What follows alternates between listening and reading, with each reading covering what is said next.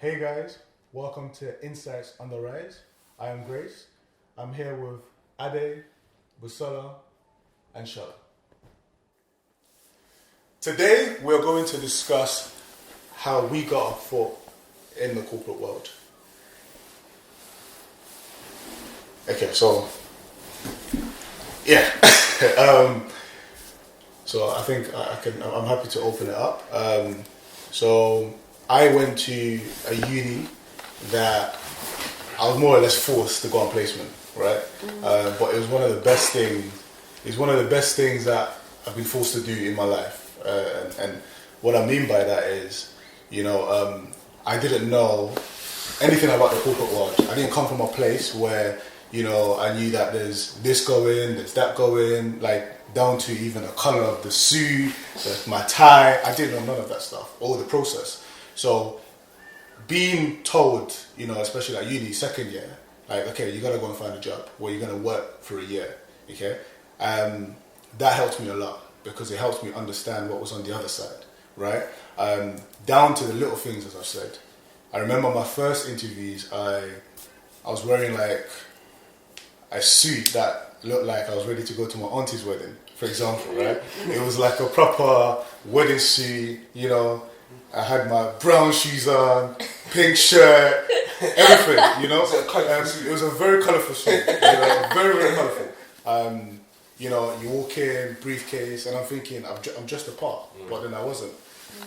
I had to learn, for example, when you're going for an interview, you need to look like you're already part of that team.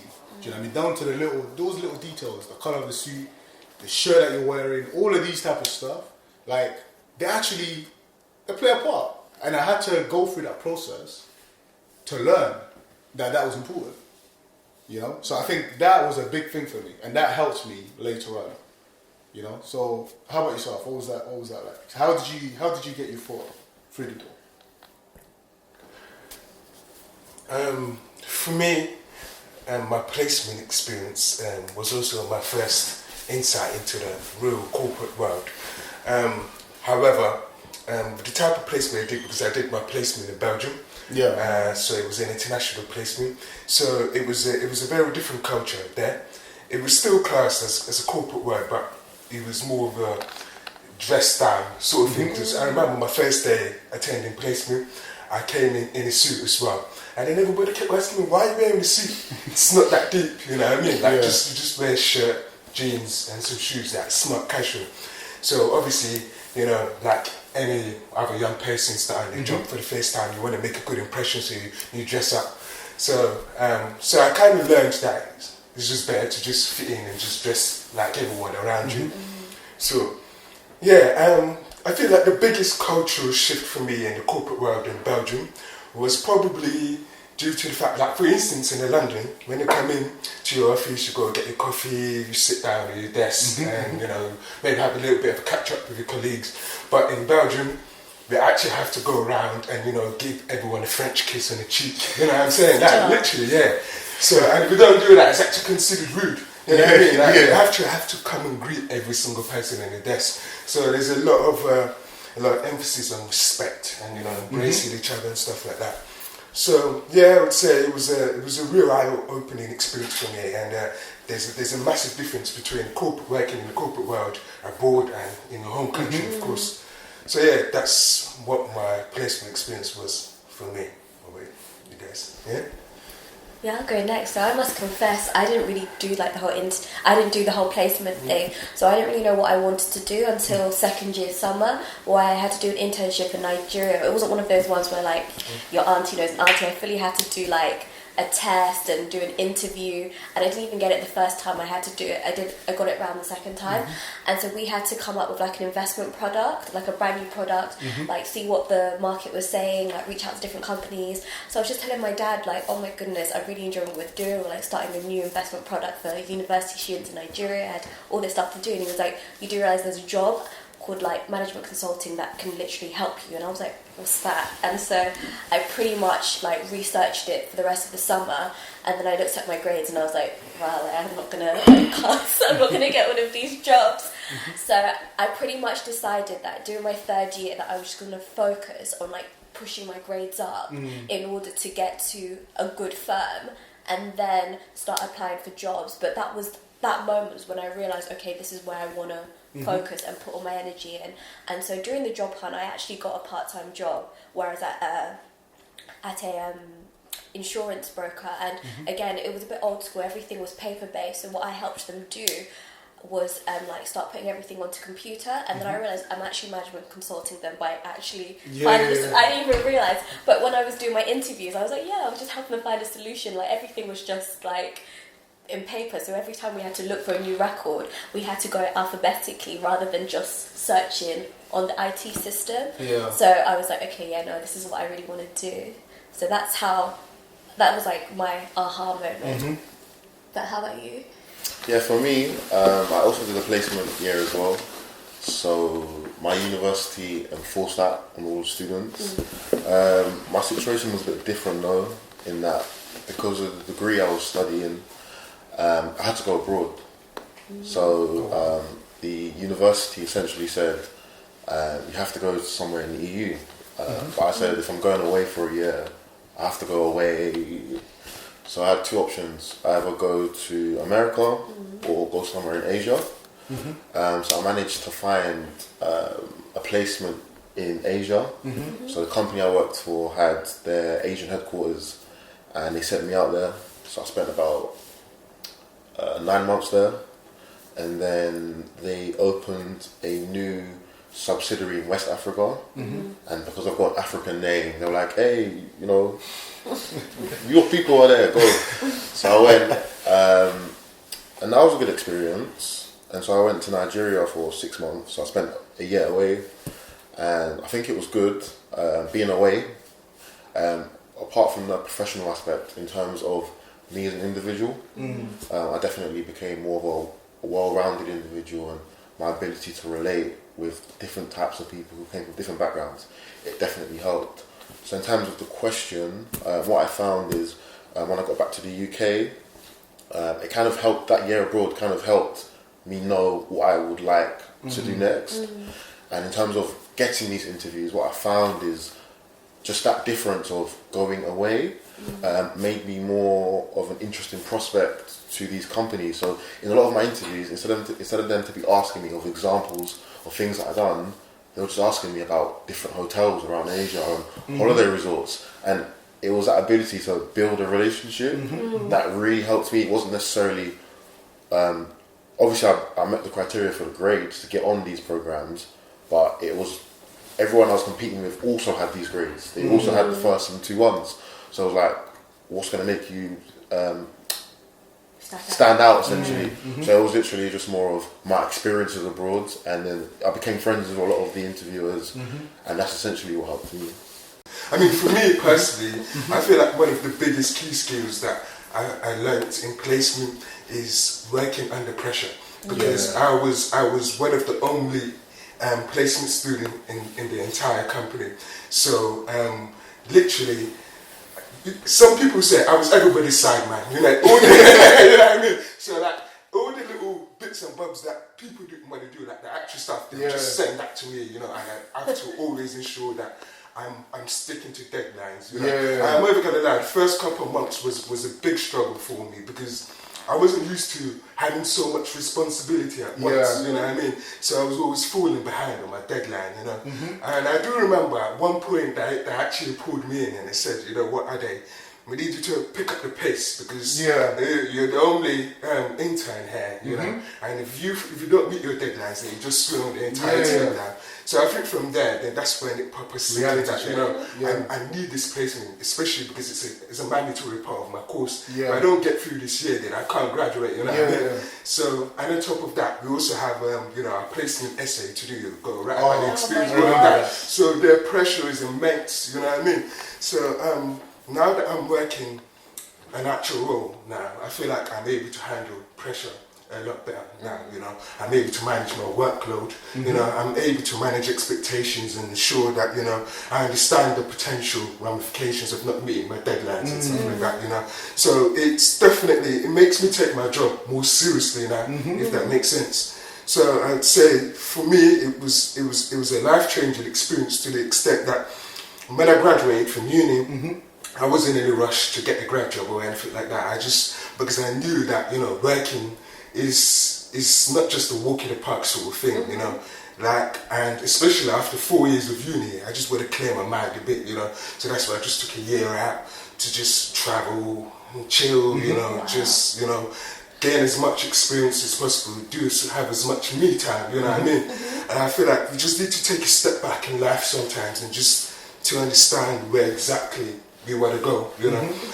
Especially because when you work in a company, you realise that there's so many different functions, you know, so many different things, you know. The jobs that you thought were straightforward, it's not as straightforward as you thought it was, you know what I'm saying? So I had to rethink about where I actually want to go, you know.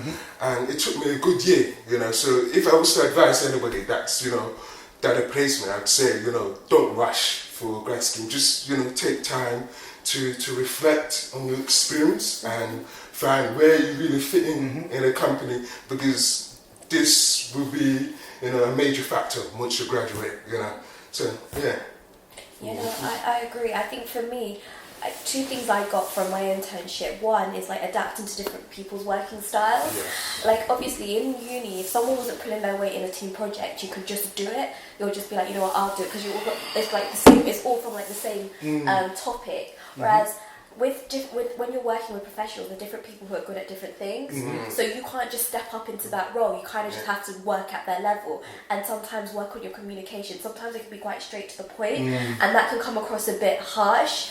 And I'm just like, I don't mean to come across a bit harsh, that's just the way I communicate. And that's really helped me, because in terms of dealing with clients, you kind of have to, you know, phrase some things in a way that they're not going to get offended. Whereas if I didn't have that internship, I probably would have been a lot more blunt and a lot more straightforward, and sometimes come across a bit rude. But because I accidentally said something that actually hurt someone's feelings, like if they said it to me, it wouldn't hurt my feelings, I wouldn't have been able to like learn and adapt myself and be more flexible to different people's working styles. And I also agree, in terms of the internship, it allowed me to understand my strengths and weaknesses. So like, I know that I'm not that into data. Like, I like the bigger picture of data rather than the actual analytics and the aspects of it. But then also, I would say like I'm quite a public speaker. I like talking, and whereas there's some people who like to be in the background and like to do all the like groundwork. I'm not saying like I want to be the star of the show, but I'm just saying like it allowed me to know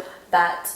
It allowed me to reflect on the areas in terms of what I need to do to do my job that I need to focus and need to improve on, and then the aspects of the job that I know that I can definitely do.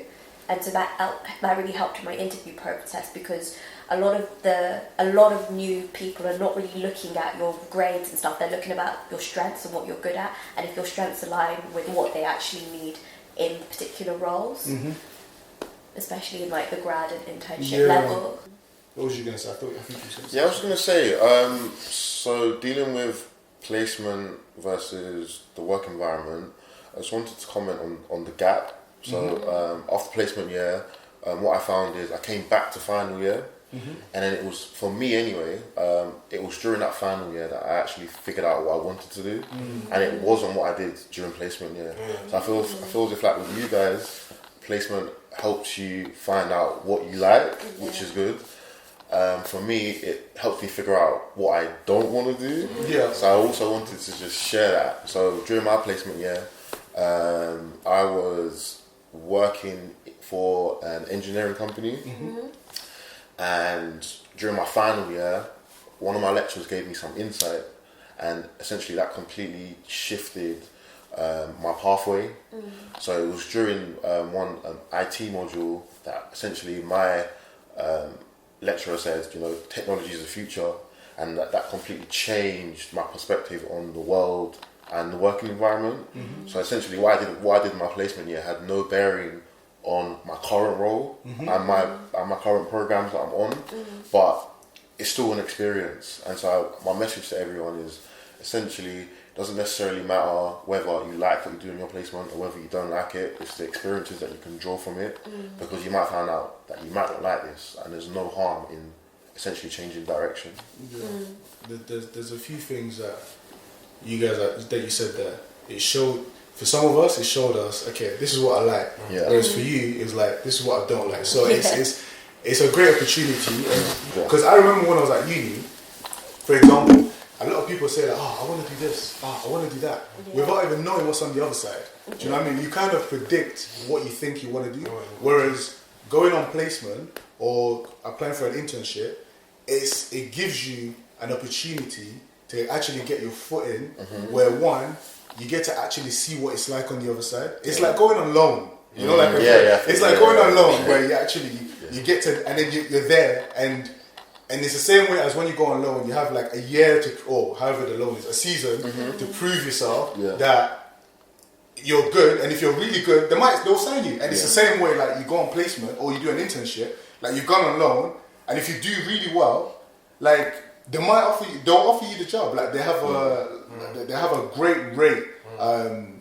Like they have I think around 50% of the people that go on placement or do internship, for example, get offered a job after that. Do you know what I mean? And that is probably more for certain companies. Like I remember, a friend of mine who did a placement in a company. Like most of the people that I know that did a placement in a company, like, they all got offered a job, for example. Do you know what I mean? So it gave them, instead of having like a one interview, you had like a 1 year interview. And do you know what? Like, you might find something that you don't like. Like you said, I don't like this, but you've managed to network also and meet loads of different people that you can help maneuver and move around. You know what? I didn't like this function, but whilst I was there, you got to network and maybe shadow and work in another function and get to know more about another function. And then you kind of move over to that function. Like there's people, for example, that they did a placement in one division or one function, and then they applied for a permanent role in another. But you're kind of moving, you're doing an internal move, which is a lot easier than just coming from as an outsider. Do you know what I mean? So everybody else that's applying, they're basically applying for leftovers. Do you know what I mean? Because they offer the jobs to the... No, it's true. Because obviously I didn't do an internship at the company I work for now, so I have a leftover. I'm joking. No, but you know what? I know what you mean. Just to add to what Priscilla said about the leftovers. No, it's a good point, because essentially the role I'm doing is also quote unquote a leftover role. So with a lot of these companies, they have something called the talent pipeline. So they get the insight weeks, you're accepted. Then they have the spring, the summer internships, which you've done. Then they offer you a graduate program. So for people like myself and yours, myself, all of us here actually, that did a placement elsewhere, and then after university moved to a different company, we're literally fighting for the leftover scraps. But then you have to think about the millions of other students across the country that haven't come through the talent pipeline. So I think it's even good that you managed to even get that role, because you haven't come through the pipeline. Yeah, it's true. Came through the window.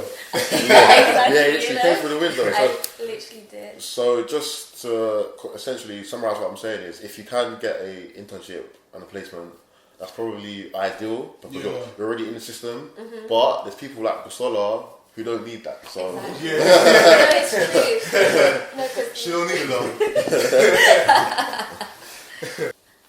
And just to add, even if you're already in the system, it doesn't necessarily always guarantee your spot. You still need to work hard in the next level. So my friend, she actually, where she worked, she actually went straight after school. And we were like, why are you not going to uni?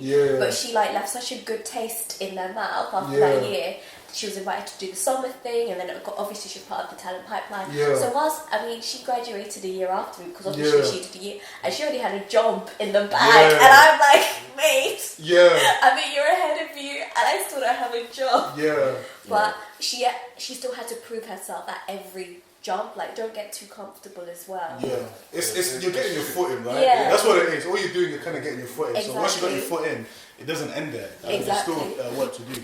And like you said, I remember there was a girl at my uni actually. She applied for the spring, for the spring insight week, right? And she got the job. And this was after first year, so she got the job, which meant that they also offered her a placement. So when everyone else was applying for placement, she already had one in the bag. Okay, and after placement, they offered her a graduate role. So whilst everybody else was applying for grad role, she had hers in the bag. So from doing that one thing in first year, it kind of created a path for her. Do you know what I mean? And do you know what? She was so at peace.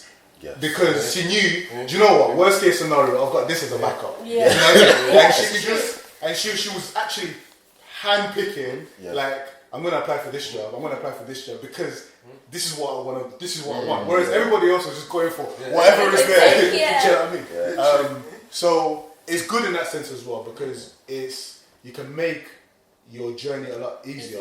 And for those that especially know what they want to do, and for those that don't know what they want to do, it's an opportunity for you to get a taste and understand, see what the other side is like. And as I said, there's loads of, like, finance is not just one thing. There's loads of things within finance. Do you know what I mean? So I think it's good to definitely keep that in mind. Yeah, and just to add to that, just to add to your point, I feel as if like less people apply for Insight Weeks, then more apply for summer internships, and everybody applies for graduate. So you're essentially competing against less people. So the likelihood of you getting onto that pipeline is higher. So that's something that people need to essentially take away from this. Like, if you can get in early, if you're a student, I would definitely advise doing it. In terms of stress, when I graduated, I think you know this. You know how stressed I was. I was stressed. Because obviously you get to the point where your mum's like, okay, Shola, what are you doing now? You finished school 6 months ago, you're still in this house. What are you doing now? But, like, my sister, she threw that talent pipeline, and her mindset is, I'm going to finish this, I'm going to get a graduate program, I want to buy a car. Do you get what I'm saying? That piece, I have that piece. Exactly. So it's like, if you can just get in there earlier and just put that to bed, and as Grace said, then you have the audacity to be selective and picky. When I was doing it, I couldn't be selective. I was like, okay, every single company from XY industry, I'm going to apply for all of you. I might not like you, but I'm going to apply anyway. It was a numbers game. Yeah, it was a numbers game. Like, placement was literally a numbers game. And I think, even that being said, I still think like you're still going to be in a better position. Like, I felt like I was in a better position than a lot of people that went to uni and did their placement yet. Oh, 100%. Do you know what I mean? Because like I would walk into like interviews and I already knew what it was about because a year before that I was doing an interview tour because I was prepared for everybody. I was going on tour, literally doing one interview after another, and then you learn like even the little things, CV, like. You learn how to construct a CV, cover letters, the psychometric testing. I didn't even know it existed. And you know what? It's crazy because like people underestimate them. Do you know what I mean? But you learn about even those little things, and even like the questions when they ask you, like for example, tell me about a time when you dealt with a conflict. Like you don't have much example in your day-to-day life because you know you're just a student. Right? But I think. Once I knew what was on the other side, and especially after doing placement, I had so much example. I got to the point where I didn't need like 2 days, 3 days to prepare for an interview. I would walk in and I'm like, I'm already built for this. Do you know what I mean? And it was placement year, I applied for everybody. Graduate, when I applied for my grad scheme, I was very much more selective, and I probably did like 4 applications, right? And I got what I wanted. I managed to get everything that I wanted. Well, I think that was because of my placement year experience. Like, even when people were asking me questions, I was very comfortable. I was very confident, and I knew like, and I can explain what I was doing because I spent a year doing it. Do you know what I mean? Whereas if you're applying for a role, why do you want this role? Like you've never done it before, you don't know nothing about it. It's true. Like what are you gonna say? But I must. Exactly. I mean, I must confess, like, my journey throughout uni, I didn't take it that seriously in the first couple of years, and that's what deterred me from doing those Spring Insight Weeks, because they did ask for your grades, and like, even if they do ask for your grades and they say, oh, we don't care, you're still going to feel like subconsciously, like, why would they give me someone who's like borderline 2-2, and then they have someone who's first in first year, so that literally, like, put me, like, I put so much confidence in my grade, and so again, as Shola said, you're going to graduate uni, and you're going to have all these people who have 2-1s and first. What is actually going to differentiate you? And you really need to think about that, like what makes you different compared to all these people? Because if they can achieve their 2-1s and first, like what else do you have? What's your flavor? What are you going to bring? So I think for me in uni, I'd say like, so my 2 points are yes.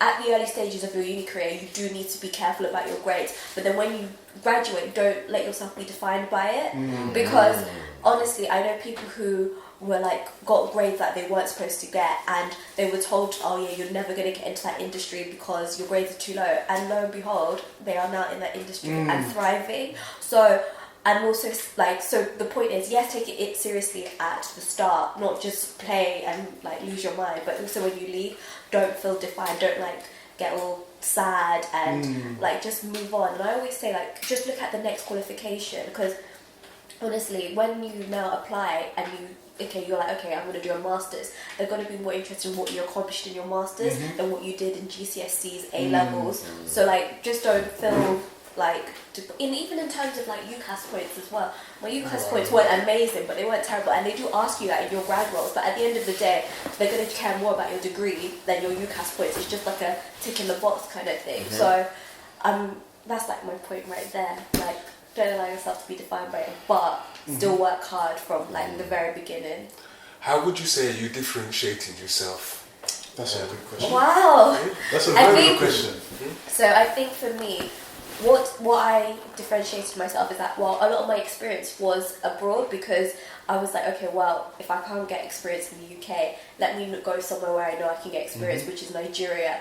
And so that, I think, differentiated me, and like just the type of work I did a bit of asset management.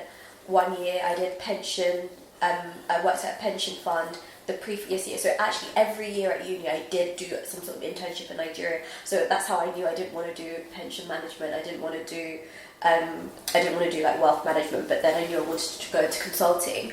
And then I think another thing was that I'm very strong in my identity. Like, I know I'm British, but I'm also Nigerian, and I didn't pretend to be something that I'm not in order to fit in. So like, one of the jobs was like, how do you feel being black in the corporate world? And like, you know, you could just say, oh yeah, I don't see colour, bloody blah. But I've made it clear, like, I'm black, I'm going to be different. There are going to be things that I'm going to do that you wouldn't necessarily do, and there are going to be things that you would do that I wouldn't necessarily do. And I feel like diversity is important, and I didn't hide behind that, I'm just trying to fit in, I'm just trying to be like everyone else. I was like, it's good to acknowledge your difference, and I think that's what, because I asked him, I was like, do you want my PC answer or do you want like the truth? And he was like, the fact that you asked me like if you want PC or truth, I was like, no, I'm gonna be myself regardless. Like, I'm not going to like, I'm going to tell you what you like. That's why I asked you, because I was like, what do you really want to know? But if you're going to choose me telling my truth, then I'm going to be my truth, and I'm going to be who I am in my identity. And I think that's what helped me to like shine out, because you don't fit the mold. And I mean, I do fit the mold, as in like I've got the grades and stuff, but at the end of the day, I don't fit the mold in terms like I'm a woman, I'm black, I'm 4'11", so 4'11". So like, you're not, and in that office as well, I do think that I was the only black person in that service line, in that particular office, in that particular region. So it wasn't something that I was scared about being. I was just like, yeah, I'm black, and so what, like, took it. I mean, what do you guys think differentiated you guys? You guys, no, you know what? It was a hard question. No, what you said about being yourself, it's so powerful, because I'm just going to give a very, very, very quick example, right? So I remember so I got loads of rejections, like it got to the point where every time I walked out my room, I'd see a company that rejected me. I'll go outside and see, that's the car company that rejected me. I'll go into the kitchen. But I kept on going, because it's not just a thing where you're trying to match the company. It's not as in the company's trying to match you, but you're also trying to match the company also, right? I remember going into my final round interview, and this was like, I got rejected by so many companies, and then this big boy comes around, and I didn't really take it serious. And I think that's why I got so far, because not even that I didn't take it serious, I mean, like, I was totally myself. And I remember I got to the final round, and they told us to bring an item that was like significant to us or whatever, right? And everybody came, and they brought these like trophy, this to do with this mayor, this to do with that. Like, people were just doing so much. Do you know what I bought? What did you bring? I went to Sports Direct, and I purchased a £2 basketball. just £2 basketball, a very small buttered basketball. And I took that. Anyone that knows me knows I'm a basketball junkie, so I took that. And that alone made me stand out so much. And I was being myself. I was able to explain it. I was passionate. And when they were throwing me questions, because you know when you're in an interview, it's like you're in a boxing ring, and someone got a question, you go, whoa. Do you know what I mean? And when they were throwing questions, I was super comfortable because that was me. Exactly. Do you know what I mean? It made me stand out because I'd done something that was just, it's completely different. And the thing is, when you're yourself, you're always going to be different because there's only one version of you. Exactly. You know what I mean? So it's very important, especially when you're going through these processes, to be yourself. I know people say this a lot, but believe me, it's a thing. Yeah, be yourself because there's only one you. You know, and that was like a very a key point for me because I genuinely believed that I could be myself after that. So every interview that I walked into, if someone asked me a question and I didn't know the question, I'm not going to sit there and lie. I'll be like, I'm sorry, I don't know. Yeah. But you know what? I would love to know. Exactly. That's just me. Do you know what I mean? So you have to be yourself. Also, can I ask you guys a quick question? Yeah. So, how did you guys handle rejection? Especially because obviously you guys did handle your rejection maybe like a year younger than graduates, or even 2 years younger than graduates, because at the end of the day, you did it in terms of like internships. Whereas I remember I started my journey in September, and maybe by like October, I actually had a full-blown panic attack. I was like, I am not getting a job. I had like maybe like 10 rejections at that point. So for me, I don't even think I would have had the mental capacity to deal with it like a year or two younger, especially being in a uni environment. So I want to know, how did you guys get over it? How did you guys, keep going? I mean, for me, during my second year of uni, when I was applying for my placement, I feel like for the first couple of months, I never really took the application process seriously, So it was only towards the end that I realised, damn, I need a placement, otherwise I can't pass this degree. So obviously by then, I started applying too late, so a lot of the spots were filled up. And for a good 5-6 months from like January till that summer, I was just I probably attended more than 15 or 20 interviews, you know what I'm saying? I was just getting rejection after rejection to the point where I actually started to become depressed, you know what I mean? So I had to start watching YouTube motivational videos to just try and bring my spirits back up and stuff, Then eventually, I think that I just realized that every situation is temporary, Like, no hardship lasts forever, you know what I mean? And so it wasn't up to September I got an email from Aston, my university, saying that if you don't find a placement by this date, you're gonna have to come back and do an extra year. So the pressure was really starting to settle in, and then eventually I just thought, you know what? Let me just try and push at my comfort zone a bit more, and then that's why I decided to start looking for international placements, because for my degree, working abroad wasn't necessary. But I just figured that less people will be working abroad, so there'll be less competition out there, as opposed to trying to apply for companies in London, because I was just so focused on trying to work in the city in London. So eventually I applied for a few companies abroad. I got one offer in Dubai, I got one in Belgium, and the Belgium package seemed very, very lucrative, so I was just like, okay, let me go. I went to the interview, I did the interview over the webcam, and when I got it, I was absolutely over the moon. This was just an eye-opening experience. I said, you know what, I'm gonna devote and dedicate everything to this job and try my best. I came off social media, deactivated everything. And so yeah, for me, I think it just taught me that it doesn't matter how many rejections you get. You can do something 20 times, and the 21st application could be that turning point for you. And that was a big lesson for me. So that's why when after I came back from my final year and I was applying for jobs here and there, rejections I didn't really seem to take it to heart, because I knew, that's why I wasn't really in a rush to work. So I could just take it out. I knew eventually I'll find a job, you know what I mean? And just so happens, I managed to find a job in London, working in the city, like I wanted to do. I didn't get to do that during placement, but eventually it came. It's just all about patience, you know what I'm saying? Yeah. So that's how it really shaped my perception. I feel like those rejections were important in nurturing me into who I am today, you know, and how I perceive it, you know what I mean? So yeah. So to summarize, right?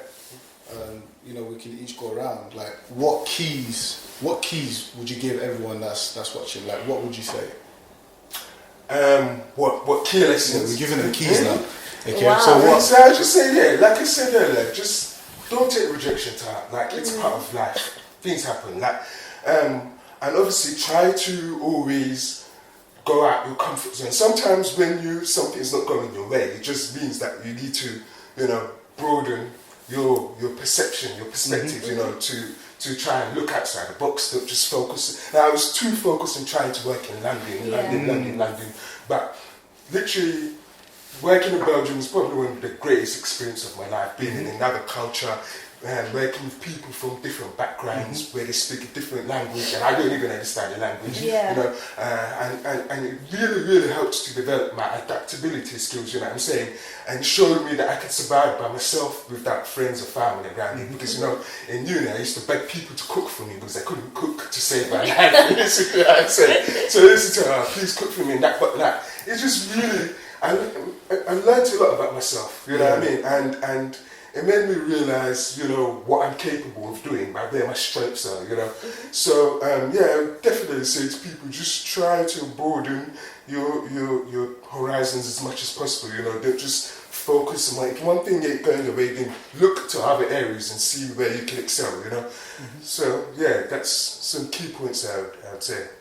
How about yourself? What key points would you give people on the I've got 2 key points, if you don't mind. Getting that footing. Sorry. So the first one is, like, just know everyone's paths are different. Like, you can have someone who went through, you know, the whole placement journey, someone did the placement journey internationally. Like, just know that everything happens for a reason, and when your time comes, it will come. And so I would just say, don't compare yourself to other people, because your friend may have a job and you don't have a job, but you may end up getting a better job and not compromising on what you actually want out of life and what you actually want to do. So, I mean, it's just the power of process. And the second thing, it just leads on to the point of, like, just know who you are as well. I think know who you are, know what you learn, try to figure out what you do like, what you don't like, and try and figure out what you are good at and what you aren't good at. And, like, uni is the best time to do it, because at the end of the day, the constraints you have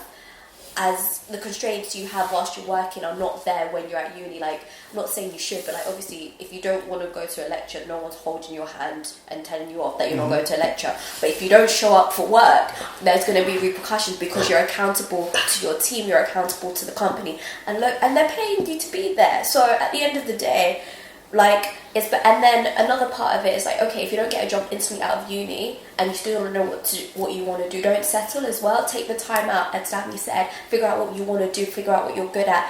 No experience is wasted. So those are my 2 key points. What about you, Sean? For me, I would say, whilst you're young, be open-minded. So a few people in the room have left their comfort zones. They've gone abroad, they've had to move away from family, some people couldn't cook, they had to, do you understand? So I think that's very important. Do it whilst you're young, it will help build character. Also, I think Danny mentioned it earlier, I was also fixated on London as well.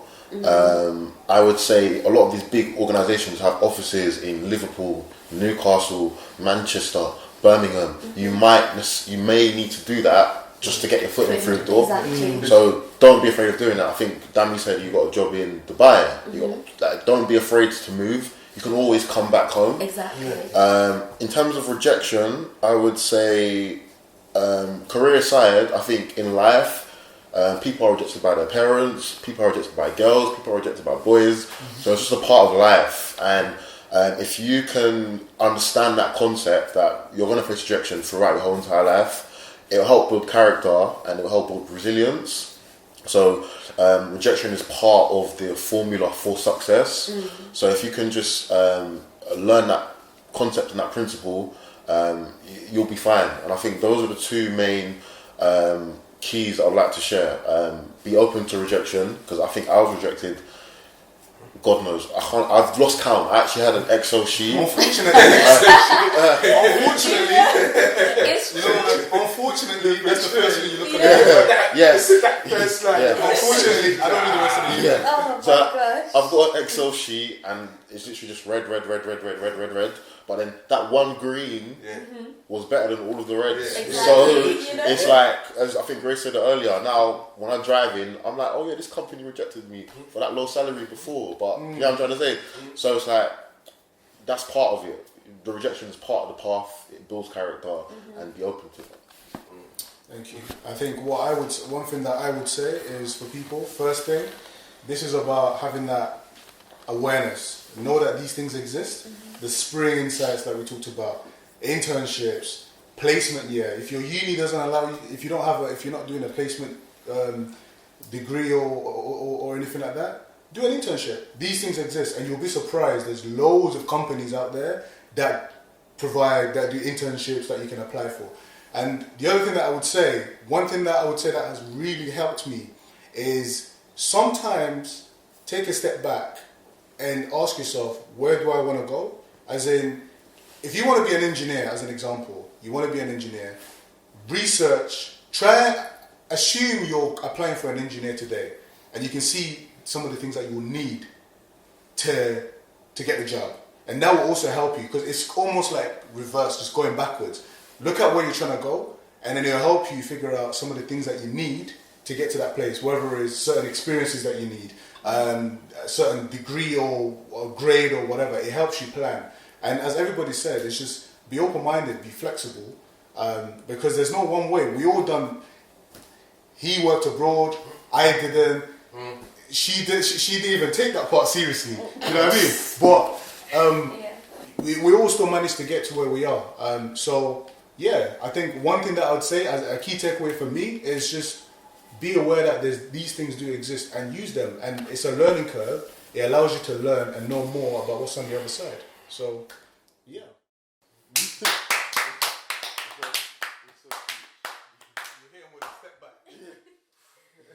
Thank you, guys.